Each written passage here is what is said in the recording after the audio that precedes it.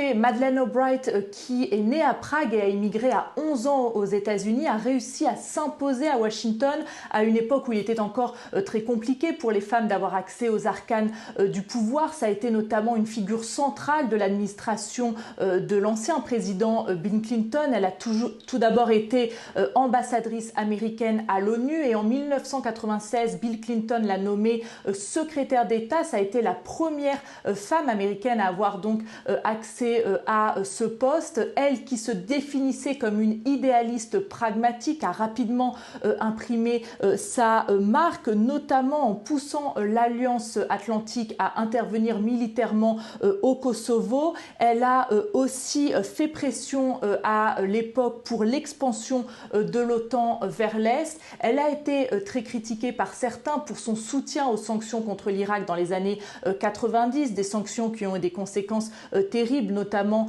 pour les enfants irakiens.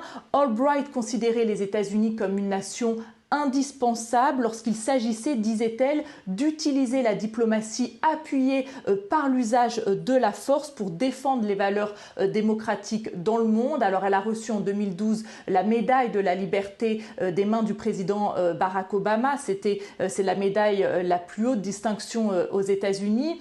En 2018, elle a notamment écrit un livre intitulé Fascisme, l'alerte, dans lequel elle a décrit l'ancien président Donald Trump comme le premier président antidémocratique de l'histoire moderne des États-Unis. C'était vraiment une figure, surtout pour les démocrates américains. Et ce soir, eh bien, beaucoup lui rendent un hommage appuyé. Beaucoup saluent une défenseur infatigable des droits de l'homme. Et le porte-parole du département d'État a, lui, salué une pionnière. Très rapidement, elle a continué jusqu'à récemment à donner son avis sur les affaires du monde. Elle avait toujours beaucoup d'influence.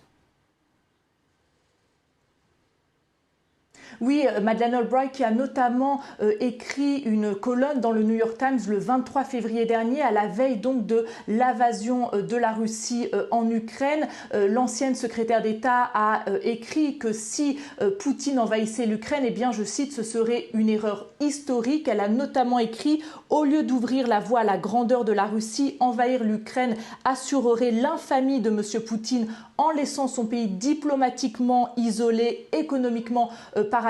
Madeleine Albright, qui a été la première officielle américaine à rencontrer Vladimir Poutine en 2000, peu après son élection. Elle se rappelle de quelqu'un de froid et elle a notamment noté après leur rencontre: M. Poutine est embarrassé par ce qui est arrivé à son pays et est déterminé à restaurer sa grandeur.